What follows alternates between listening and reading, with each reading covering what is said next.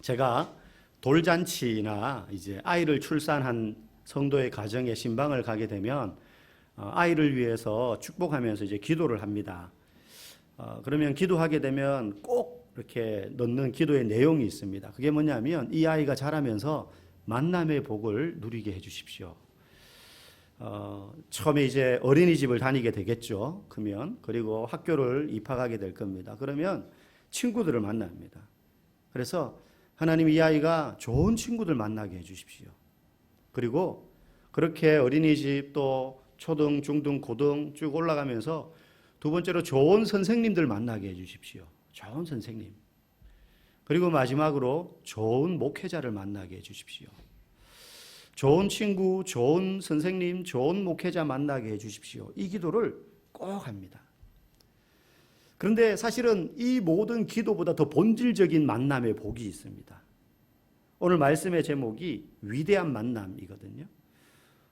제가 이제 지지난주부터 예수님의 생애를 시간 순서대로 이렇게 쭉 보고 있습니다. 물론 빠짐없이 다 볼 수는 없습니다. 너무 많기 때문에. 그래서 이렇게 흐름 따라서 쭉 보게 되는데 오늘 두 번째 위대한 만남이라는 제목인데요. 가장 본질적인 만남이 뭐냐? 바로 예수 그리스도와의 만남이다.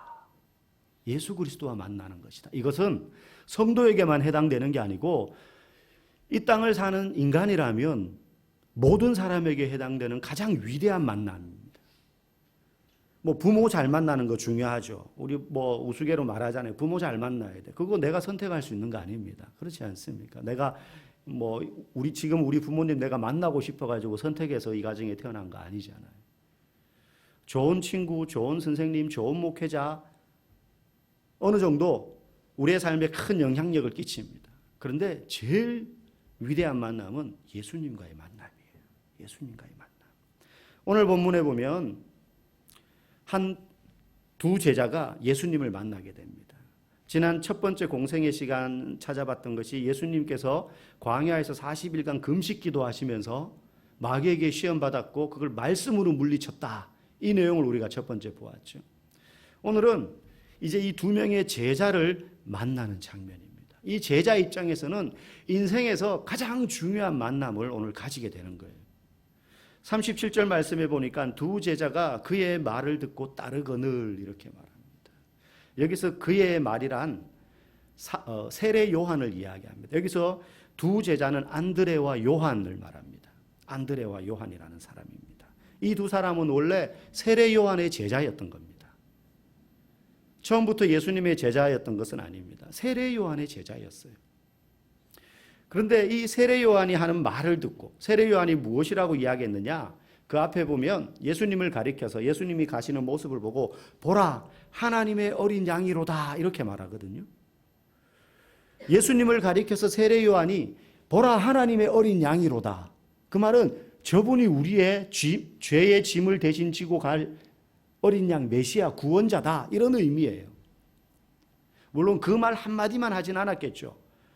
세례 요한의 그 인생의 목표가 메시아이신 예수 그리스도가 오실 길을 준비하면서 회개의 메시지를 사람들에게 외치는 것이었기 때문에 그래서 내 말을 듣고 내 뒤에 오시는 그분을 따라라 이 이야기를 하는 것이 세례 요한의 평생의 목적이었고 사명이었거든요. 그래서 아마 이 안드레와 요한은 누군지는 모르지만 오실 그 메시아에 대해서 많이 들어서 알고 있는데 자기의 스승인 세례 요한이 저분이다 이렇게 이야기한 거예요. 내가 말한 그분이 저분이다. 그 말을 듣고 안드레와 요한이 예수님의 제자가 됩니다. 예수님을 따르게 돼요. 여러분 여기서 우리가 기억할 중요한 것이 있습니다. 신앙의 원리 중에 우리가 부모가 자녀를 훈계할 때 너 부모님 말씀 잘 들어야 돼 이렇게 말할 때 그 말이 진짜 귀로만 잘 들으라는 의미가 아니잖아요. 귓구멍이 막히지 않은 이상 다 들립니다. 그 말은 부모님 말씀 듣고 그대로 따라 이 뜻이잖아요. 너 부모님 말씀 잘 들어야 돼. 선생님 말씀 잘 들어야 돼. 이 말은 학교 가서 선생님 말씀 듣고 시키는 대로 행동하라는 거예요. 배우는 대로 가르쳐주는 대로 따라가라는 거죠. 순종하라는 거죠. 마찬가지입니다. 우리가 성경을 읽거나 설교를 들을 때 그걸 듣고 읽고 인지했으면 그걸 행동으로 실천하라는 거죠. 지금 오늘 이 두 제자가요. 세례 요한의 말을 듣기만 한 게 아니고 예수님의 제자로서 따라갔어요. 아, 그래. 저분이 우리 스승님이 말하는 그 메시아구나. 맞네. 우리 선생님 말씀이 맞았어. 그러고 끝난 게 아니에요. 놀라거나 와, 역시 우리 스승님 대단하셔. 그분이 진짜 오셨구만. 뭐 이렇게 한 게 아니에요. 따라갔어요. 여기서 따라간다는 건 그저 그분이 예수님 좋아서 따라가는 게 아니라 자신의 전생애를 예수님께 의지한다는 거예요. 제자가 된다는 건 그런 거거든요. 필요한 것만 얻는다는 게 아니란 말이죠. 그래서 그의 말을 듣고 그들이 따라갔다 이 말은 순종했다 이 말이에요. 순종했다. 우리가 하나님의 말씀을 들을 때도 마찬가지예요. 성경 말씀을 들을 때 귀로 듣는 것이 전부가 아니라 듣고 믿고 순종까지 이어져야 돼요. 순종까지 이어져야 돼요. 그래서 부모님의 말씀을 듣고 순종하듯이 성경 말씀은 하나님의 말씀이기에 우리가 듣고 순종해야 될 이유가 있는 겁니다. 여러분, 믿음은 뭐 복잡하게도 설명할 수 있지만 아주 단순하게 앞에 보이는 것처럼 듣고 하나님의 말씀을 들어요. 뭐 내가 성경을 읽든지 누가 읽어주는 걸 녹음해서 듣든지 앞에서 목사가 설교하는 성경 말씀을 풀어서 말해주는 걸 듣든지 들어요. 그리고 그걸 믿어야 돼요. 그래야 순종으로 나아갈 수 있어요. 듣고 믿고 순종할 때 이 사람의 신앙이 소위 자란다라고 말하는 거예요. 영양분을 공급받을 때 식물이 자라는 것처럼 말씀이란 영양분을 공급받고 그걸 믿는다는 건 그래요. 이 말씀이 맞아요 하고 받아들이는 거예요. 내가 인정하는 거예요. 그래야 순종으로 나아갈 수 있어요. 아무리 성경을 많이 읽고 설교를 많이 들어도 순종으로 이어지지 않으면 그건 듣지 않는 거예요. 귀로는 들리지만 사실은 듣지 않는 거예요. 여러분 그렇지 않습니까? 너 첫째야 너 가서 이거 해. 네 했는데 안 해요. 그거 들은 겁니까? 귀로는 들었죠. 근데 안 들은 거예요. 안 들은 거예요. 행동으로 이어져야 듣는 거라는 거예요. 그러니 지금 여기 우리가 수십 명이 똑같이 앉아서 똑같은 저의 이야기를 듣지만 설교를 듣지만 한 주간 동안 그 들은 말씀을 그대로 순종하는 사람과 듣기만 한 사람, 순종하지 않은 그런 사람과는 신앙이 자라는 데 있어서 어마어마한 차이가 있어요. 어마어마한 차이가 있습니다. 여러분 학창시절 다 보내보셨잖아요. 여기 중고등 학생들도 있는데 학교에서 수업 시간에 선생님들이 막 칠판에서 서판하면서 막 가르쳐요. 다 들어요. 거기 앉아있는 3, 40명이 다 들어요. 그러면 그 듣는 애들이 똑같이 성적이 올라가야 되는데 어떤 애들은 이만큼 올라가고 어떤 애들은 제자리예요. 왜 그렇습니까? 올라가는 애들은 분명히 들은 그걸 다시 복습합니다. 쉬는 시간에 하든 학원 가서 하든 집에 가서 하든.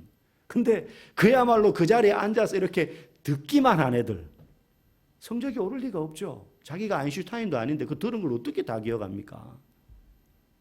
듣고 자기 걸로 만들기 위한 과정, 실천하는 과정이 있어야 되는 거예요. 그래야지 그 지식이 자기 지식이 되고 자기 힘이 되는 것입니다. 마찬가지입니다. 신앙생활도 그래요. 공부했던 그 선생님이 강의했던 걸 노트에 적고 교과서에 적고 그걸 가져가서 다시 보고 자기가 이해한 대로 정리해보고 힘들지만 귀찮지만 그게 힘들고 귀찮고 번거로우니까 안 하는 애들은 귀로 들리는 것으로 끝나요. 그냥 자기 게 안 되죠.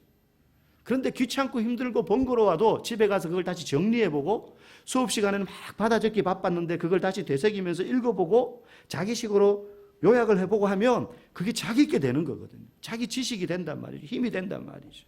신앙도 마찬가지죠. 하나님의 말씀을 우리가 듣기는 잘 듣는데 순종에 못 이를 때가 많아요. 순종까지 못 나아가요. 왜냐하면 그 들은 말씀을 소화시키는 과정, 정리하는 과정이 믿음으로 나아가지 않기 때문에. 안 믿기 때문이에요. 우리가 설교를 듣고 왜 안 믿느냐? 듣고 들을 때에 저거는 내가 가지고 있는 상식하고는 조금 다른데 저거는 목사님이 물정을 몰라서 그렇지 저렇게 살아서는 안 돼. 내가 내 수준에서 다 커트해버리는 거죠. 걸러내는 거죠. 내가 이해되고 내가 받아들일 수 있는 부분만 받아들이고 그렇지 않은 부분은 목사님이 저거는 몰라서 그래.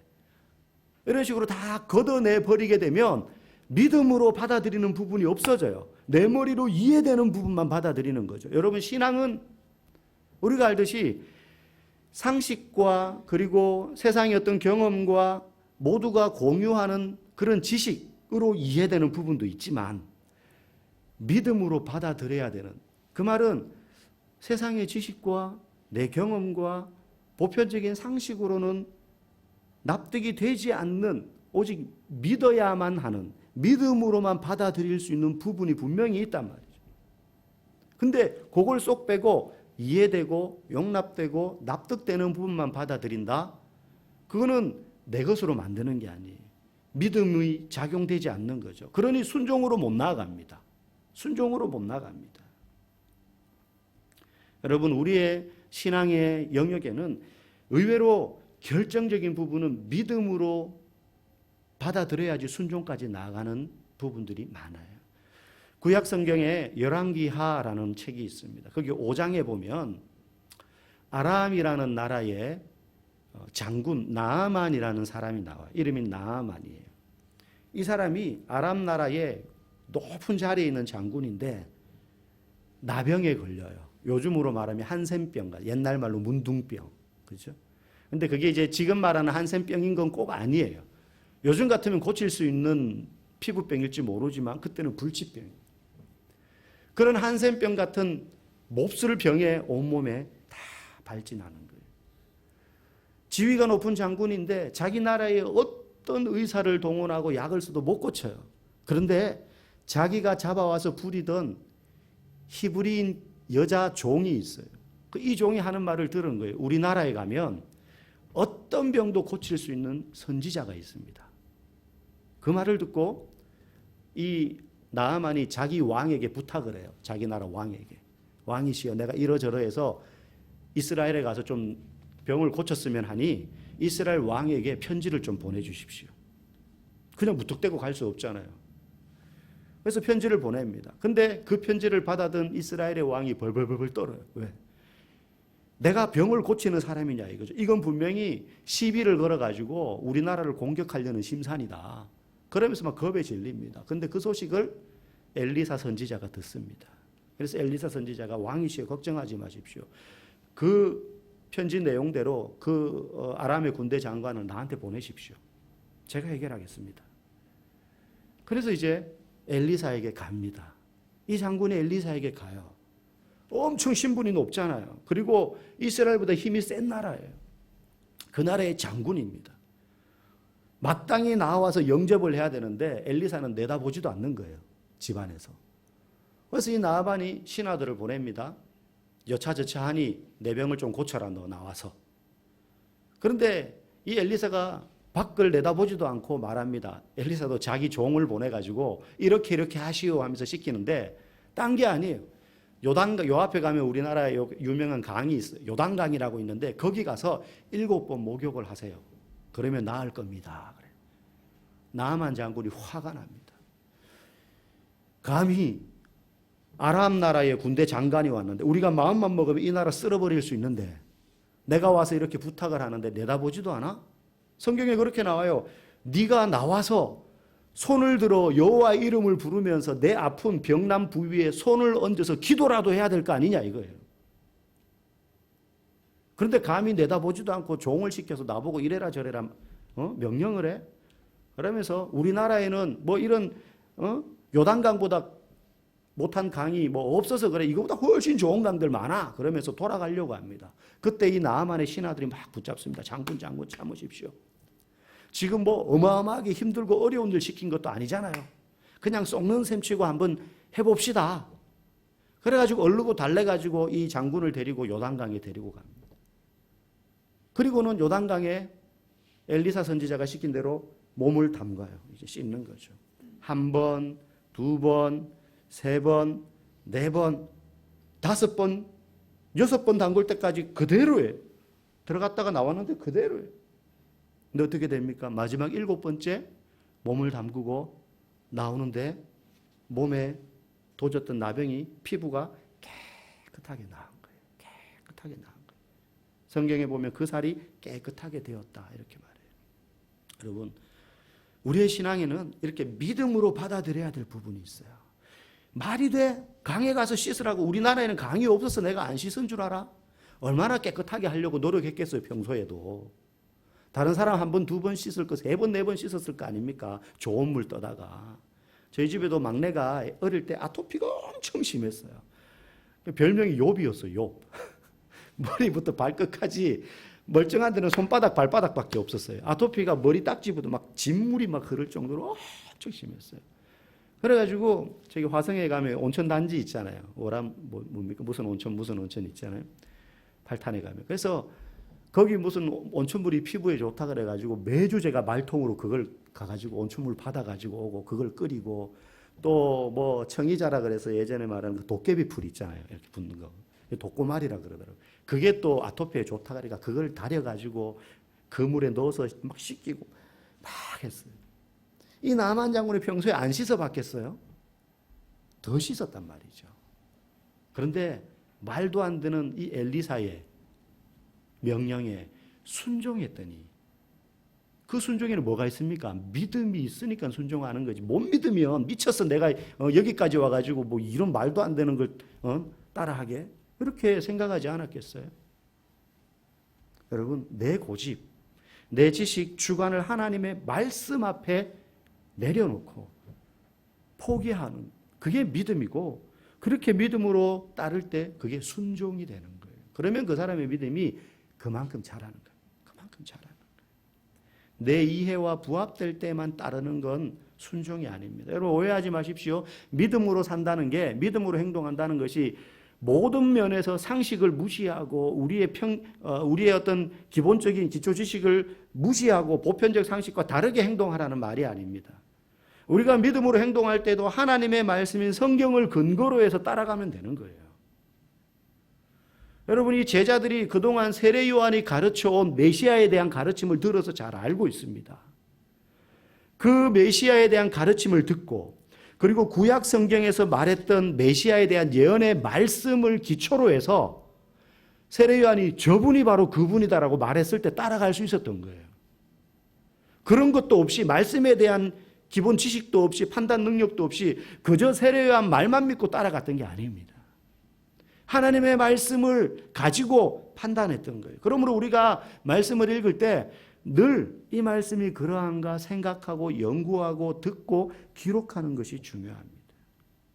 내 기준이나 편견으로 판단할 게 아니라 하나님의 말씀이 이런 문제에 대해서 뭐라고 이야기하나. 우리의 삶의 모든 상황들을 다 말하는 건 아니지만 원리들을 이야기하고 있거든요. 그래서 말씀으로 우리의 삶을 하나님 뜻을 파악하고 믿음으로 나아가는 거예요. 그럴 때 순종의 자리에 이를 수 있는 것입니다. 저도 이제 최근에 성경책을 이제 새로 이렇게 사서 깨끗하지만 이 앞에 쓰던 성경책이 아직 사무실에 있거든요. 그게 보면 거의 뭐 약간 좀 그렇게 말해서 걸레짝 같아요. 막 찢어지고 막 우그러지고 모든 뭐 페이지마다 형광펜이 그어져 있고 포스트잇이 이렇게 붙어 있고 볼펜으로 끄적끄적거린 부분들이 있고 여러분 성경책들도 그런 분들 많을 겁니다. 그래서 바꾸고 싶은데 그게 아까워서 못 바꾸는 분들도 있을 거예요. 말씀을 우리가 그렇게 봐야 돼요. 말씀을 그렇게 봐야 돼요. 여러분 후탁신자 아시죠? 후탁신자. 요즘 후탁신자. 성경책이 집에 있는데 일주일 내내 책상 위에 가만히 모셔놨다가 이제 주일이 돼서 교회에 오려고 성경책을 탁 잡으려고 하니 먼지가 소복히 쌓여있으니까 어떻게 합니까? 탁 해가지고 교회 오는 후탁신자. 여러분 그런 신자 되면 안 됩니다. 매일 손때 묻어요. 성경을 하도 안 봐가지고 요한복음 1장을 찾는데 한 장이라고 생각하고 넘겼는데 한 10장 넘어가 있는 거예요. 붙어가지고. 여러분 그러면 안 돼요. 그러면 안 돼요. 성경책이 좀 지저분해야 돼요. 이렇게 이들은 하나님의 말씀을 기준으로 해서 세례 요한의 이야기를 듣고 저분이구나 해서 따라가는 거예요. 믿음으로 순종하게 되는 거죠. 38절 말씀 뭐라고 이야기합니까? 우리 같이 한번 읽어볼까요? 시작. 예수께서 돌이켜 그 따르는 것을 보시고 물어 이르시되 무엇을 구하느냐 이르되 랍비여 어디 계시오니까 하니 랍비는 번역하면 선생이라. 이제 이들이 따라오니까 예수님이 그 안드레와 요한에게 이렇게 말하는 거예요. 너희들 내게 무엇을 구하느냐. 이걸 잘못 받아들여서요. 지금 안드레와 요한이 예수님께 뭔가 필요로 하는 게 있구나. 뭔가 예수님을 통해서 얻고 싶은 게 있구나. 그 정도로 생각하시면 안 됩니다. 예수님이 지금 말씀하시는 내게 무엇을 구하느냐 이건 네 소원이 뭐냐 이런 의미가 아니에요. 내게 무엇을 구하느냐? 이건 너가 인생에서 궁극적으로 찾고 싶은 게 뭐냐 이거예요. 정말로 본질적인 질문이에요. 기껏 세례 요한의 이야기를 듣고 이 제자들이 제자가 되기 위해서 이제 예수님께로 왔는데 예수님 저 이거 필요한데 이거 좀 주세요. 이게 아니에요. 너희들이 내게서 발견하고자 하는 인생의 궁극적인 진리가 뭐냐? 이런 의미. 여러분 우리가 예수님을 따르는 이유도 마찬가지입니다. 신앙생활 하면서 예수님이 우리에게 필요에 따라 예수님 이런 것도 좀 주셨으면 좋겠어요. 제가 학생인데 좀 지혜로워지도록 지혜를 주세요. 제가 몸이 여기저기가 안 좋은데 이런 부분 좀 고쳐주세요. 이런 기도 우리가 얼마든지 할 수 있지만 그런 기도 이전에 우리가 항상 예수님께 질문해야 될 것이 있습니다. 본질적인 걸 예수님께 구해야 돼요. 여러분 학생 같으면 학생의 본질은 무엇입니까? 공부 잘하는 거잖아요. 공부 잘하는 거잖아요. 그런데 공부 잘하는 것 밑에 깔려있는 진짜 학생 스스로 질문해야 될 질문이 있어요. 그게 뭐냐면 내 꿈이 뭐냐 이거예요. 공부 잘하기를 원하는데 그 이전에 공부 잘하게 해주세요 이게 아니라 내 꿈이 뭐지? 꿈을 찾는 거예요. 그 꿈을 찾고 난 다음에 그 꿈을 이루는데 공부가 필요하면 공부하는 것이고 운동이 필요하면 운동하는 것이고 기술이 필요하면 기술을 연마하면 되는 거예요. 꿈이 뭐냐? 꿈이 없이 열심히 공부해가지고 좋은 데 가면 뭐해요? 여러분 군인에게 필요한 것은 총을 잘 쏘는 게 아닙니다. 충성심이에요. 충성심. 충성심이 없는 군인이 총을 잘 쏘면 오히려 같은 편 쏠 수 있어요. 무서운 군인이 되는 겁니다. 총을 잘 쏘는 건 기술일 뿐이에요. 기능일 뿐이에요. 충성심이 있어야 돼요. 그리스도인에게 가장 궁극적인 게 뭐냐? 구원이에요. 구원. 이것은 예수님만이 우리에게 주실 수 있어요. 여러분 구원은 단순히 죽어서 천국 간다는 의미가 아니에요. 구원이란 이 세상을 살지만 죄의 권세에서 벗어나서 하나님의 자녀답게 이 땅을 살아가는 것이고 그 삶이 죽어서 천국에까지 이어지는 것, 그게 구원이에요. 그래서 구원받았다고 해서 어차피 나는 천국 가니까 막 살아도 돼. 한번 정해진 구원은 변하지 않는다고 해서 그러니까 막 살아도 돼. 그건 구원을 너무 잘못 이해하고 있는 것입니다. 구원은 이 땅에서의 삶에서부터 시작되는 것입니다.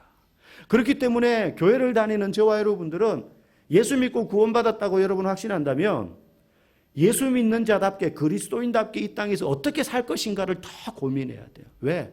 죽어서 천국 가면 내가 어떻게 살 것인가 고민하지 않아도 돼요. 그곳에서는 영원히 하나님을 영화롭게 하는 삶을 살 거니까. 근데 적어도 여기서는 몸부림쳐야 돼요. 내가 그리스도인답게 살려면 행동 거지를 어떻게 해야 되는지, 말은 언어는 어떻게 사용해야 되는지, 사람들을 어떻게 대해야 되는지. 여러분 우리가 예수님을 믿고 따르는 사람이라면 격가지에 있는 것들, 복받고 잘되고 성공하는 것 그런 걸 구하는 게 아니라 구원받은 자답게 어떻게 살아야 세상에 빛이 되고 소금이 될지를 생각하면서 살아야 되지 내가 예수님 덕분에 잘 먹고 잘 살고 싶다 이런 거 생각하면 안 되는 거예요.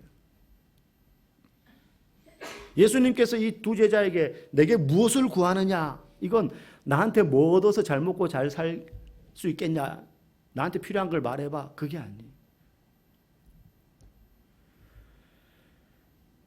38절의 끝에 제자들이 묻습니다. 랍비 어디 계십니까? 랍비는 선생님이라는 뜻이라 그랬습니다. 어디 계십니까? 예수님 어디에 묵고 계십니까? 제가 예수님 계신 곳에 가보고 싶습니다. 이런 의미죠. 그때 예수님이 와서 보라. 내가 있는 곳에 오너라. 이 말은 너 내가 지금 살고 있는 곳, 집, 거기 와봐. 이게 아니라 나를 따라오라는 거죠. 와서 보라. 예수님이 이들을 초청하십니다. 이 초청에 드디어 제자들이 예수님을 따르게 됩니다.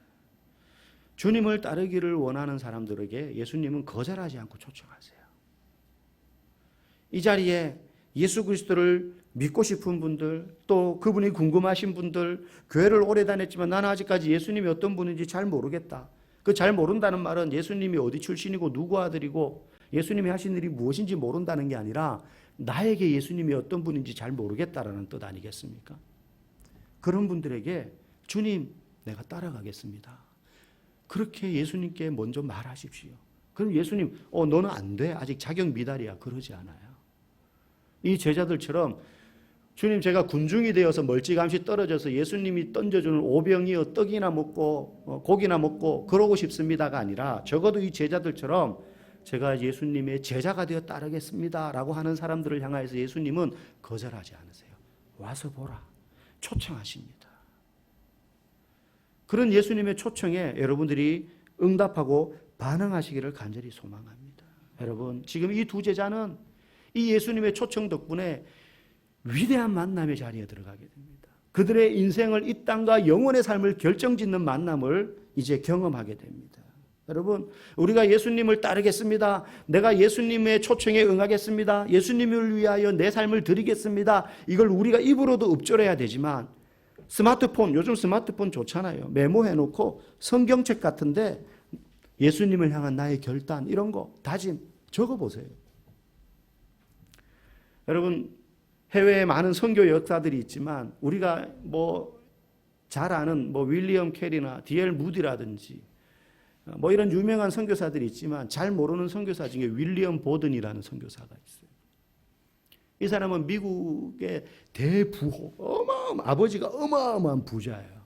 미국 땅덩어리 하나를 살 정도로, 주 하나를 살 정도로 그 당시에 어마어마한 부자였어요. 그래서 아버지의 재산을 가지고 세계 일주, 아버지가 너 견문을 좀 넓혀라 해가지고 세계 일주를 떠났어요. 보더니 세계 일주를 떠났는데 이 아들이 충격을 받아요.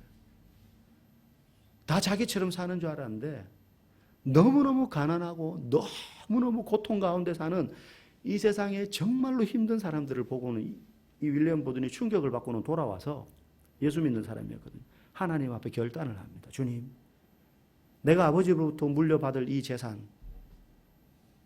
그리고 내 인생을 주님을 위하여 드리겠습니다. 예일대학교 학생이었거든요. 그래서 거기서 기도회를 시작합니다. 그리고는 아버지 재산을 물려받고 난 다음에 그 모든 재산을 다 가난한 자들을 위해서 기부합니다. 막대한 재산을.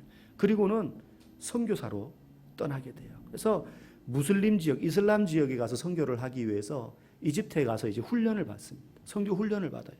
근데 선교 훈련 받다가 죽어요. 척수막염에 걸려가지고 그때 나이가 불과 25살이에요. 25살. 그러니까 선교지에 가보지도 못하고 죽은 거예요. 장례식이 끝나고 그의 유품을 정리하다가 그가 마르고 닳도록 보았던 부풀어 오를 대로 부풀어 오른 낡은 성경책을 꺼내게 됩니다. 그런데 그 성경책을 보니까 끝에 안쪽에 이런 글귀가 쓰여져 있었어요. 남김없이 후퇴 없이 후회 없이 내 주님을 위해서 내 모든 것 남김없이 바칩니다. 내가 뒤로 물러가지 않겠습니다. 그리고 내가 주님을 섬기는 삶을 절대 후회하지 않겠습니다. 그리고 성경책 사이에 꼽혀있던 얇은 수첩에 또 이런 말이 적혀 있었어요. 언제나 자신에게는 노라고 말하고 예수님께는 예스라고 말하십시오. 주 예수님, 저는 제 삶에서 손을 떼겠습니다. 주님께 제 마음의 보좌를 드립니다. 주님의 뜻대로 저를 변화시키시고 깨끗게 하시고 온전히 사용하여 주옵소서. 긴 인생을 살지 않았지만 남김없이 후퇴 없이 후회 없이 자신이 가지고 있는 모든 재물과 모든 육신을 다 썼어요. 다 불살랐어요. 원래 그가 가려 했던 것은 중국 북동부 지역의 무슬림 지역인 란조우라는 곳이었어요. 란조우. 지금도 란조우에 가면 그의 유언에 따라 세워진 병원이 있어요. 란조우 제2인민병원. 이 윌리엄 보든의 유언에 따라 세워진 병원이에요. 여러분, 처음 오늘 이 본문의 두 제자 안드레와 요한은 궁극적으로 찾던 인생의 진리인 구원을 주실 수 있는 예수님을 만났습니다. 그리고 안드레는 자기 형제 베드로를 찾아가서 이렇게 말합니다. 우리가 메시아를 만났다. 원문에 보면 조금 더 자세하게 쓰여져 있어요. 우리가 그렇게 찾던 메시아를 만났다. 우리가 그렇게 찾던 메시아를 만났다. 그들은 삶의 진리를 찾았고 결국 그 해답을 얻었습니다. 그분이 예수 그리스도십니다. 우리가 예수님을 통해서 얻고자 하는 만족은 예수님 덕분에 유명해지고 예수님 덕분에 우리가 편안한 자리에 이르거나 성공하는 것이 아닙니다. 우리의 인생의 참된 만족은 예수님을 만나는 그 자체예요. 예수님을 만나는 그 자체. 퇴근해서 집에 오는 아버지 그 손에 들린 것 환영하면 안 되잖아요. 아버지를 환영해야지. 교회를 다니면서 예수님께 무엇을 얻을까가 아니라 예수님을 만나는 그 자체가 우리의 신앙의 기쁨이 되기를 간절히 소망합니다. 예수님 안에는 평안이 있습니다. 예수님 안에는 만족이 있습니다. 예수님 안에는 즐거움이 있고 예수님 안에는 참된 기쁨이 있습니다. 우리 맑은샘 동산교회 모든 믿음의 식구들이 이 위대한 만남을 매일매일 삶 가운데서 계속 경험할 수 있기를 주님의 이름으로 간절히 축복합니다.